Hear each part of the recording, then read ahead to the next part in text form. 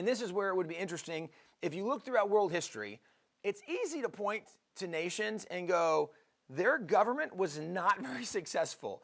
They had a lot of oppression, there was a lot of tyranny, there was a lot of death. But when you study world history, it's easy to see, you know what, that tyrant dictator, under that totalitarian form of government, there were a lot of people murdered, there was a lot of deaths.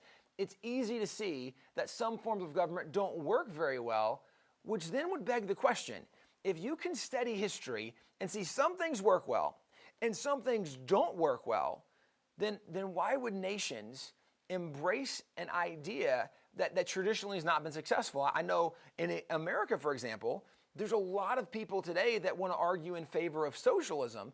And socialism might work on some level if you have a small community, if everybody thinks the same, everybody acts the same, everybody has some talents and abilities. But on a grand scale, socialism has never really been successful. Communism has never really been successful, what people think it should have accomplished and the opportunities and the wealth it should have created. And so if you can see through history where things have been successful, not been successful, then why don't people say, you know what, this has never really been successful, let's not do that. Why do people keep choosing forms of government that aren't successful?